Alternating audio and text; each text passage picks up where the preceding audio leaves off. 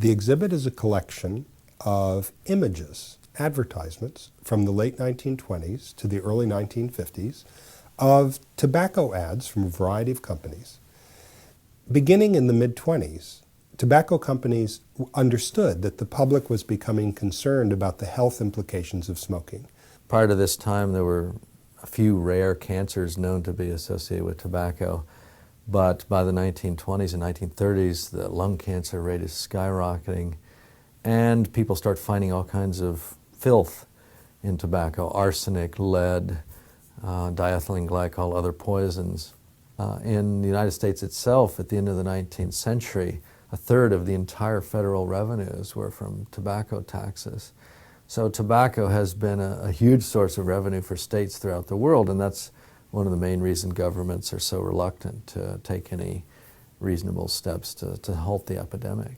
Tobacco ads have been extremely effective over the years in luring people to smoke, retaining them in smoking, and luring them from one brand to another brand. These guys had enormous art budgets. They had the very best artists and the very best designers that money could buy. Some of the themes that we have in the exhibit, and there are a series of them. One of them is the image of the doctor. Many famous movie stars and athletes were portrayed specifically. This individual, Ronald Reagan supports, Joe DiMaggio supports this cigarette or that. With doctors, it's never a specific individual, but they come right out of central casting. They're wise, they're humane. As a matter of fact, the images show the doctor in the very best possible light.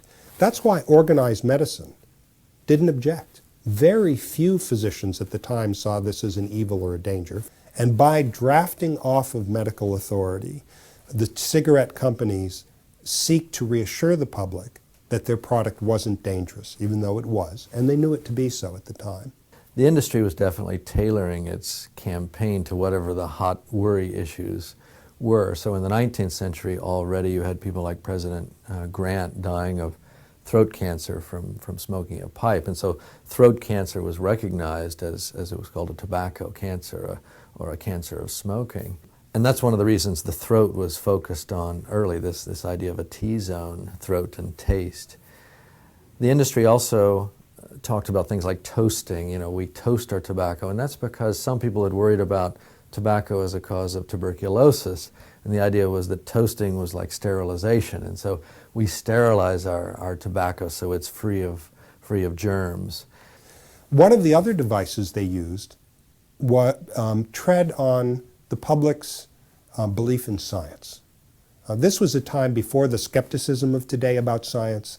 You know, science during this era was, Buck Rogers and beyond. People looked towards the future very optimistically. It was before the atomic bomb, for example. So the cigarette industries understood this authority. So they used pseudo-science. You might see somebody who's obviously a scientist sitting with a cigarette looking through a microscope, or a scientist with an early space program motif behind them, or a scientist with a laboratory behind them. And very often they quoted scientific studies that were completely invalid. Often they were paid for by the industry to make a specific point rather than to ask a question. And that these were very simplistically put out as scientific findings about the safety of their tobacco product.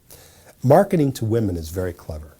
Before World War I, if a woman was seen smoking, it was a direct code for prostitution. Normal, God-fearing women simply didn't smoke. Now, beginning with the women's suffrage movement and with the sense of women's independence in the 20s, the companies began to sponsor learning sessions for women to teach them how to smoke and how to inhale and how to fashionably hold a cigarette.